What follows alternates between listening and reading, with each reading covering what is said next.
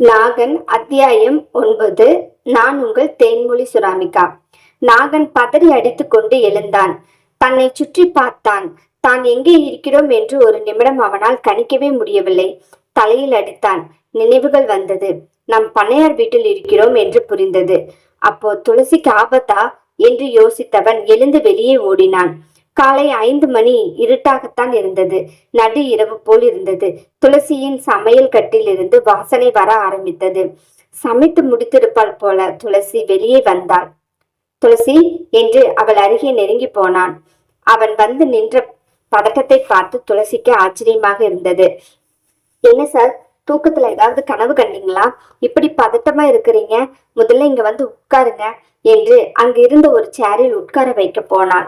அவனும் அவள் கையை பிடித்து இழுத்து அவளை சுற்றி பார்த்தான். அவள் உடம்பில் எங்காவது கடி இருக்கிறதா, பின்னால் ஏதாவது இருக்கிறதா என்று பார்த்தான். துளசியும் அவன் இழுத்ததற்கெல்லாம் வளைந்து கொடுத்தவள் அவனையே பார்த்து நின்றாள். அவனும் அவள் மீது இருந்து கையை எடுக்காமல் அவளின் கையை இறுக்கமாக பற்றி இருந்தான். துளசி, உன்னை ஏதோ ஒரு கருணாக பாம்பு உனக்கு பின்னாடி நிக்கிற மாதிரி என்று அவன் இழுத்து கொண்டே பேசினான். அவளுக்கு புரிந்து விட்டது. ஓ, கருணாக பாம்பு கொத்தர மாதிரி கனவு கண்டீங்களா? கவலைப்படாதீங்க, அப்படியெல்லாம் ஒண்ணும் இல்ல. நான் நல்லாதான் இருக்கேன்.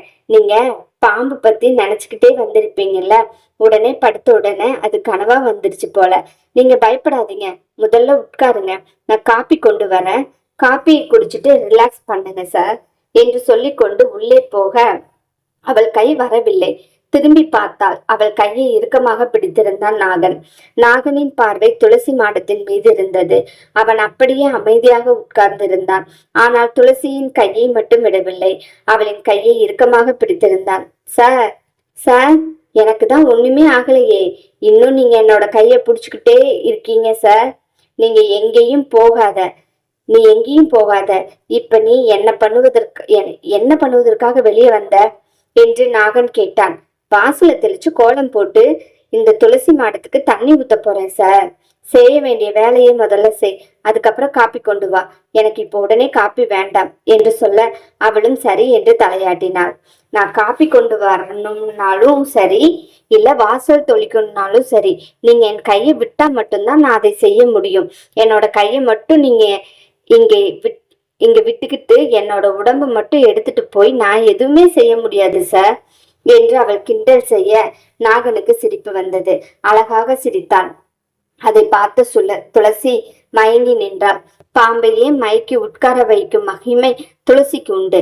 ஆனால் அந்த துளசியே மயங்கி நிற்க வைக்க நாகனின் சிரிப்புக்குத்தான் உண்டு. அவள் ஆடாமல் அசையாமல் நிற்பது அவனும் பார்த்தான். அவளை பார்த்தாலே பெட்டிக்குள் பாம்பு அடங்குவது போல் அடங்கி உட்கார்ந்தான் நாகன். துளசி என்று அவன் கூப்பிட அவள் நினைவுக்கு வந்தவள், சார், உங்க சிரிப்பு ரொம்ப அழகா இருக்கு. அப்படியே இங்க வாசுகிராஜன் சாமி மாதிரியே இருக்கு. நாகன் மறுபடியும் சிரித்தான். எனக்கு புரியல, எல்லாரும் வாசுகிராஜன் மாதிரி நான் இருக்கேன்னு சொல்றீங்க. வாசுகிராஜன் என்ன மனிதனா? அவருடைய ஜாடை எனக்கு இருக்கும் என்று சொல்வதற்கு அவர் ஒரு பாம்பு சிலை. பாம்பாக மட்டும்தான் நீங்கள் பார்த்திருப்பீர்கள். அப்படி இருக்கும்போது நான் எப்படி வாசுகிராஜன் மாதிரி இருக்கேன்னு சொல்றீங்க? இந்த முறை துளசி சிரித்தாள். முதல்ல கையை விடுங்க சார், விடுங்கள், நான் வேலை செஞ்சுட்டே உங்களுக்கு அதை சொல்றேன் என்று சொல்லிக்கொண்டு வாசலை தெளிக்க ஆரம்பித்தவள், வாசுகிராஜனை நீங்க மனசால கும்பிட்டீங்கன்னா அவர் உங்களுக்கு தரிசனம் தருவாரு என்று சொல்லியவள் கோலம் போட்டு ஆரம்பித்தாள். மூளையால நீங்க அவரை வேண்டினால் அவர் உங்களுக்கு கல்லாகத்தான் தெரிவாரு. நீங்க மூளையால் அந்த சாமியை பாக்குறீங்க, நான் மனசால அந்த சாமியை பாக்குறேன். அதனால எனக்கு வாசுகிராஜன் தெரிவாரு என்று சொல்லியவள் துளசி மாடத்திற்கு தண்ணீர் ஊற்றினாள். பூக்களையும் பறித்து வந்தவள் அவள் ஒவ்வொரு பூவாக பறிக்கும் போது அழகு பதுமையாக அவன் கண்ணுக்கு தெரிந்தாள். தலை முதல் கால் வரை அவளை ரசித்தவன் அவளை பார்த்து மறுபடியும் சிரித்தான். துளசி அதை பார்த்து ரசித்தவள், வாசுகிராஜனும் என் கண்ணுக்கு இப்படிதான் தெரிஞ்சாரு. நான் இன்னைக்கு போய் வாசுகிராஜன் கிட்ட சொல்லுவேன், நான் உங்களை மாதிரியே ஒருத்தனை பார்த்தேன்னு. அவர் சந்தோஷப்படுவாரு. சில டைம் என் கூட பேசி இருக்காரு. உங்களுக்கு அது தெரியுமா? துளசி மாடத்தில் பூவை வைத்துவிட்டு துளசி மாடத்தை சுற்ற ஆரம்பித்தாள். உனக்கு வாசுகிராஜனுக்கும் சம்பந்தமே இல்லை. ஆனா நீ வாசுகிராஜனை அடக்கி ஆண்டிருக்க போல. உன்னோட கற்பனை வளம் நல்லாவே இருக்கு. எனக்கு அது பிடிச்சிருக்கு. அப்படி இருந்தா நல்லா இருக்குன்னு தோணுது. உங்களுக்கு ஒரு விஷயம் தெரியுமா? நான் வாசிகராஜன் கிட்ட அடிக்கடி பேசும்போது சொல்லுவேன், உங்களை மாதிரியே ஒரு ஆண் எனக்கு வேண்டும், அவன்தான் எனக்கு தலைவனா வேணும்னு வேண்டியிருக்கேன். ஓ அப்படியா துளசி? அப்ப நீ என்ன கல்யாணம் பண்ணிக்குவியா? நான் தான் வாசிகராஜன் மாதிரி இருக்கேனே என்று அவன் கேட்க, ஐயோ சார், தப்பா நினைக்காதீங்க. நான் பாட்டுக்கு என் மனசுல இருந்ததை உங்ககிட்ட சொல்லிட்டேன். நான் வாசிகராஜன் கிட்ட பேசினதை சொன்னேன். அதுக்கு நான் அப்படியெல்லாம் நடந்துருமா? நீங்க வேற சார். நீங்க எங்க இருக்கிறீங்க, நாங்க எங்க இருக்கோம், அதெல்லாம் வாழ்க்கையில நடக்காத ஒன்று சார். சும்மா ஜோக் அடிக்காதீங்க சார் என்று சொன்னவள் கையில் வாளியை எடுத்துக்கொண்டு கிளம்பினாள். அவள் கையை மறுபடியும் பிடித்து கொண்டான். நீ எங்க போற என்று அவன் கேட்டான். அவளுக்கு தாத்தாவின் நினைவு வந்தது. தாத்தா இன்று பார்த்து வெளியில் வரவே இல்லை. எப்பொழுதும் தாத்தா தான் வாசுகிராஜன் கோயில் போவதற்கு முன்னால் இப்படி கையை பிடித்து இழுத்து நிறுத்துவார். இன்று இவனா என்று மனதில் நினைத்தவள், வாசிகராஜன் கோயிலுக்கு தான் சார் போறேன். என்ன பேசுற? இன்னும் விடிய கூட இல்ல. இந்த இருட்டுல கோயிலுக்கு போறேன்னு கிளம்பிட்டு இருக்க. உன் வீட்டுல யாரும் உன்னை கண்டிக்க மாட்டாங்களா? அதுவும் இந்த பாம்பு கோயில். அந்த பாம்பு கொத்துச்சுன்னா என்ன பண்ணுவ? இங்க ஃபுல்லா பாம்பு பயத்துல எல்லாரும் நடுங்கிட்டு இருக்கும்போது நீ எப்படி அங்க தைரியமா போவ? சக்தி தேவி என்ன உன்னோட பாதுகாப்பா? துளசி, சும்மா இந்த கற்பனை எல்லாம் விட்டுட்டு நீ பாட்டுக்கு இரவுல போயிட்டு வராத என்று நாகன் கொஞ்சம் கோபமாக சொன்னான். சார், நீங்க என் தாத்தாவை விட ரொம்ப மோசம். தயவு செஞ்சு என்னோட கையை விடுங்க சார். எங்க தாத்தா கூட நான் ஏதாவது சொன்னால் என்னை விட்டுருவாரு. நீங்க விடவே மாட்டேங்கிறீங்க. சத்தியமா நம்புங்க, இது விடியற்காலை 6 மணி, இரவு கிடையாது. விடியவே இல்லை. பார்த்தா உனக்கு தெரியலையா சார்? நீங்க வானத்தை பார்த்தீங்களா? எப்படி சார் தெரியும்? இங்க எப்பொழுதுமே மேகம் மூடிதான் இருக்கும். அந்த மரத்தினால வானத்துல வர்ற சூரியனை மறைச்சிடும் சார். அதனால உங்களுக்கு தெரியல. வெளிச்சம் வந்துடுச்சு. எனக்கு இங்கேயே பிறந்து வாழ்ந்ததுனால அந்த பயம் எல்லாம் இல்லை சார். இல்ல, நான் ஆபீசரா சொல்றேன். இந்த டைம் எல்லாம் வீட்டை விட்டு வெளியே போக கூடாது. ஓகே சார், ஒண்ணு பண்ணுங்க, நீங்களும் என்னோட துணைக்கு வாங்க. வாசுகிராஜன் கோயிலுக்கு கூட்டிட்டு போறேன். அங்க வாசுகிராஜனை காட்டி கொடுக்கறேன். சக்தி தேவியும் காட்டி கொடுக்கறேன். உங்களுக்கு ஏதாவது சந்தோஷம் இருந்தா கூட ஓடி போயிடும். சந்தேகம் இருந்தா கூட ஓடி போயிடும். நம்புங்க சார். என் கூட வர்றீங்களா? துளசி, உன்னோட கற்பனை கதையை கேட்டு கேட்டு எனக்கு பெருமூச்சு தான் வருது. சத்தியமா சொல்றேன், நானும் வரமாட்டேன், நீயும் போக கூடாது. நீ போய் எனக்கு காப்பி கொண்டு வந்துடு, எங்க வேணாலும் போ என்று அவன் சொல்ல, சரி, உங்களுக்கு காப்பியை கொடுத்துட்டே போறேன் என்று சொல்லிவிட்டு கிச்சனுக்குள் நுழைந்தாள் துளசி. நாகன் அந்த வீட்டிற்கு முன்னால் காவல் காத்தான். இவள் வெளியில் போகக்கூடாது என்று. வாசிகராஜனுக்கு இவள் எதுவும் செய்யக்கூடாது. அந்த கோயிலையும் இடிக்க வேண்டும். இவளுக்கும் எந்த ஆபத்தும் வரக்கூடாது என்று அவன் மனம் நினைத்தது. ஆனால் அவள் ஒத்துக்கொள்ளவில்லை. இவள் எப்படியோ போகட்டும், எனக்கு வாசிகராஜன் கோயிலை இடித்தால் போதும் என்று அவன் நினைத்து கொண்டான். காப்பி அவன் கையில் வந்தது. துளசி கிளம்ப ஆரம்பித்தாள். துளசி, காப்பி குடிக்கிற வரைக்கும் வெயிட் பண்ண மாட்டியா என்று அவன் கேட்க அவளும் சரி என்று நின்று கொண்டாள். துளசி வாசிகராஜன் கோயிலுக்கு செல்வாளா? அப்படியே போனாலும் இனி வாசிகராஜனுக்கு பூஜை செய்ய முடியுமா? நாகன் இவளை போக விடுவானா? பார்க்கலாம். நான் உங்கள் தேன்மொழி சுராமிகா. இந்த கதை உங்களுக்கு பிடிச்சதுன்னா லைக் பண்ணிக்கோங்க, ஷேர் பண்ணிக்கோங்க, கமெண்ட் செக்ஷன்ல கமெண்ட் போட்டுருங்க, சப்ஸ்கிரைப் பண்ணி வைங்க, அந்த பெல் ஐக்கானையும் தட்டிக்கோங்க. அப்பதான் நான் போடுற கதை தொடர்ந்து டெய்லி மாலை 6 மணிக்கு உங்களுக்கு அப்லோட் ஆகும். நன்றி, வணக்கம். நாகன், அத்தியாயம் 10. நான் உங்கள் தேன்மொழி சுராமிகா. அவன் காப்பியை மெதுவாகத்தான் குடித்தான். நாகன் செய்யும் ஒவ்வொரு செயலையும் பார்க்கும்போது இவளுக்கு கோபம் வந்தது. துளசி கோபப்பட்டு திரும்பி நின்றாள். நாகனும் அதை பார்த்து சிரித்து கொண்டுதான் இருந்தான். சார், எனக்கு உங்களை ரொம்ப பிடிச்சிருந்தது. உங்களோட சிரிப்பு தான் பிடிச்சிருந்தது. ஆனா இப்ப பிடிக்கல. நீங்க என்னோட சாமியை கும்பிட வேண்டாம்னு சொல்றீங்க. அது எனக்கு பிடிக்கல சார் என்று அவள் சொன்னாள். இங்கே இருக்கிற ஒவ்வொருத்தருக்கும் தான் பாதுகாப்பா இருக்கணும் தானே என்று நாகன் கேட்டான். தாத்தா அப்போது பார்த்து வெளியில் வந்தார். துளசி அவரை கைப்பிடித்து கூட்டிக் கொண்டு நாகன் அருகில் உட்கார வைத்தாள். தாத்தா, இப்பமே எந்திரிச்சிட்டீங்க, இன்னும் கொஞ்ச நேரம் தூங்கிருக்கலாமே என்று நாகன் கேட்டான். எனக்கு தூக்கமே வராது தம்பி. நான் தூங்க மாட்டேன், முழிச்சிட்டு தான் இருப்பேன். நான் தூங்கி பல வருஷம் ஆச்சு. நாகராஜன் என்னைக்கு தூங்கி போனாரோ அன்றிலிருந்து இன்று வரை நான் முழித்து கொண்டுதான் இருக்கிறேன். தூக்கம் என்பது தொட்டா கனியாகி விட்டதப்பா. கவலைப்படாதீங்க தாத்தா, எல்லாம் சரியாகும். எல்லாம் சரியாகணும். இந்த ஊர்ல இருக்க மக்கள் எல்லாம் நல்லா இருக்கணும். இங்க பசுமையும் செழிப்பும் குன்றாமல் வளர்ந்து கொண்டு போகணும். இதுதான் என்னோட ஆசை. அது மட்டும் இல்லாமல் எனக்கு வயதாகும் என் பேத்தியை பார்க்கும்போது ஒவ்வொரு நாளும் பயமா இருக்கு. என் பேத்தியோட நிலைமை என்னன்னு கண்ணை மூடுறதுக்குள்ள என் பேத்திக்கு ஒரு கல்யாணத்தை பண்ணி பார்க்கணும்னு நினைக்கிறேன். அவ என்னடானா படிக்கிறேன்னு சொல்லி காலேஜுக்கு போறான். பொம்பளை பிள்ளைங்க படிக்கிறது கரெக்ட் தான், படிக்கட்டும். ஆனா எனக்கு அதுக்கான வயசு இல்லையே என்று அவர் வருத்தப்பட்டார். துளசி, படிக்கட்டும் தாத்தா, உங்களுக்கு ஒன்றும் ஆகாது. துளசி, படிக்கட்டும் தாத்தா, உங்களுக்கு ஒன்றும் ஆகாது. நீங்க நல்லா இருப்பீங்க, கவலைப்படாதீங்க என்று தாத்தாவுக்கு ஆறுதல் சொன்னான் நாகன். தாத்தா நாகனை ஒரு நிமிடம் பார்த்து கொண்டே இருந்தார். அப்படியே எங்க வாசுகிராஜனை பார்க்கிற மாதிரியே இருக்கு தம்பி. வாசுகிராஜனுக்கு நான் பூஜை செய்யும் போது கூட அவர் என்கிட்ட இப்படித்தான் பேசுவாரு. எனக்கு ஒன்றும் ஆகாதுன்னு சொல்லுவாரு. அதே மாதிரி இருக்கீங்க. முடியலடா சாமி, மறுபடியும் முதல்ல இருந்தா என்று நாகன் நினைத்து கொண்டான். சரி சரி தாத்தா என்று மனதிற்குள் சொல்லி வைத்தான். இவர்கள் பேசிக்கொண்டே நிமிர்ந்து பார்க்கும்போது துளசி அந்த இடத்தில் இல்லை. நாகன் பதட்டத்துடன் எழுந்தான். துளசி, துளசி என்று கூப்பிட்டு கொண்டு நாலா பக்கமும் அவனுடைய கண்கள் அவளை தேடியது. சின்ன தம்பி, எதுக்காக துளசியை கூப்பிடுறீங்க என்று தாத்தா கேட்டார். இல்ல, இன்னும் விடியவே இல்லை, அதுக்குள்ள எங்க போனான்னு தெரியல. இந்த வார்த்தையை கேட்கும் பொழுது தாத்தாவிற்கு ஏதோ ஆறுதல் கிடைத்தது போல இருந்தது. அவளையும் காணவில்லை என்று தேடுவதற்கு ஒரு ஆள் இருக்கிறதே என்று சந்தோஷப்பட்டார்.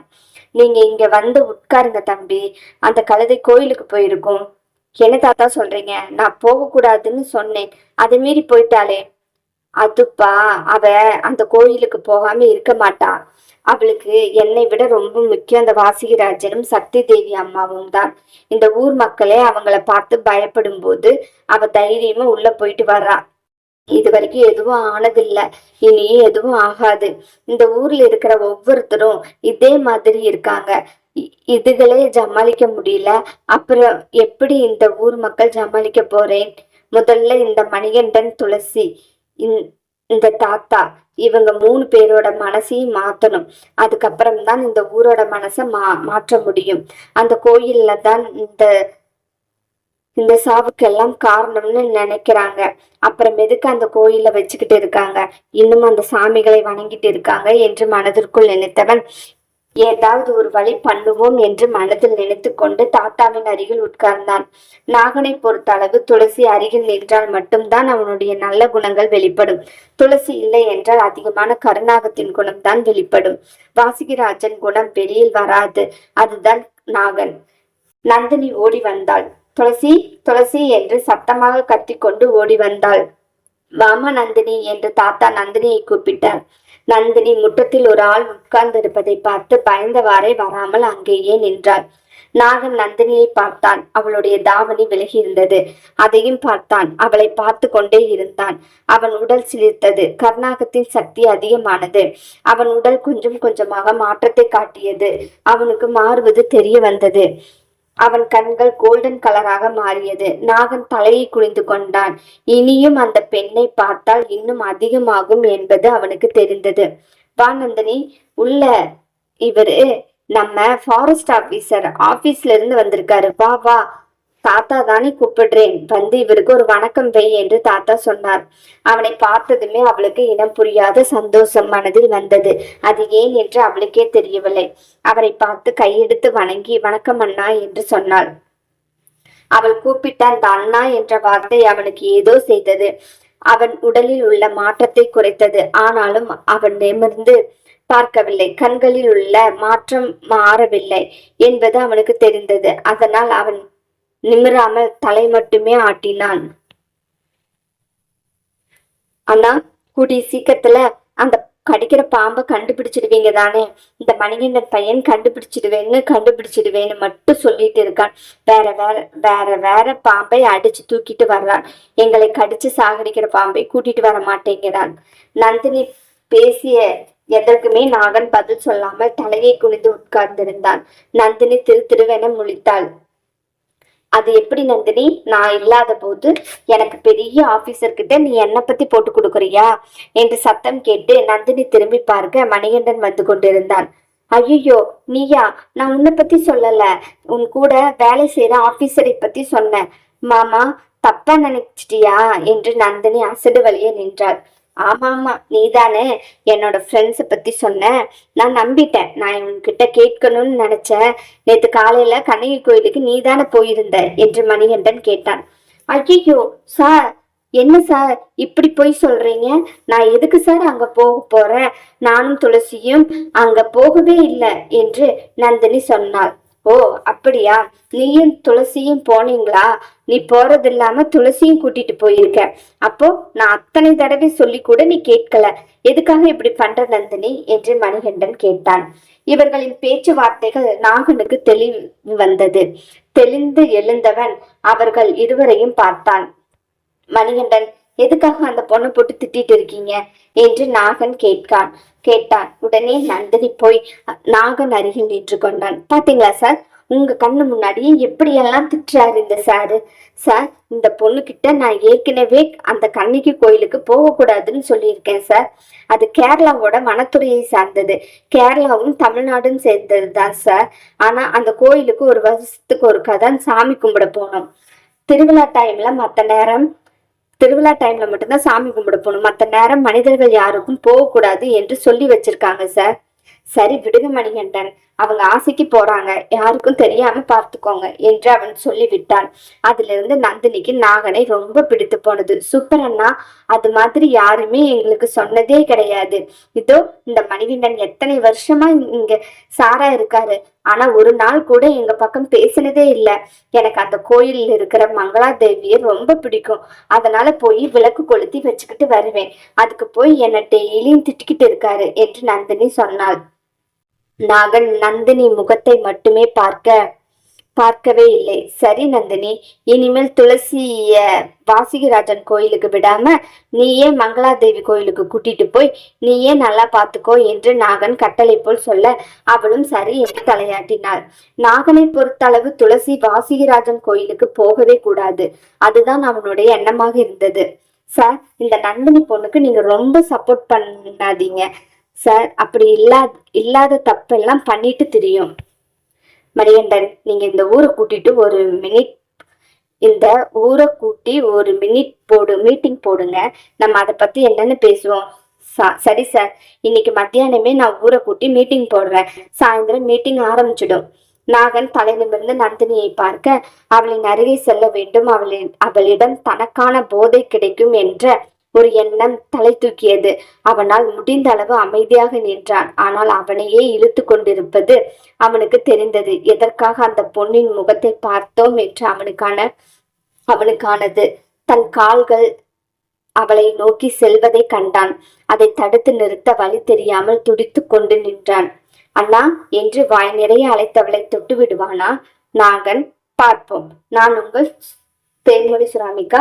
உங்களுக்கு இந்த கதை பிடிச்சதுன்னா லைக் பண்ணுங்க, ஷேர் பண்ணுங்க, கமெண்ட் செக்ஷன்ல 2 கமெண்ட் எழுதி விட்டுட்டு போங்க, தெரிக்க விட்டுட்டு போங்க. சப்ஸ்கிரைப் பண்ணி வச்சுக்கோங்க. அந்த பெல் ஐக்கானையும் தட்டி வச்சுக்கோங்க. அப்பதான் நான் போடுற கதை டெய்லி மாலை 6 மணிக்கு உங்களை வந்து சேரும். நன்றி.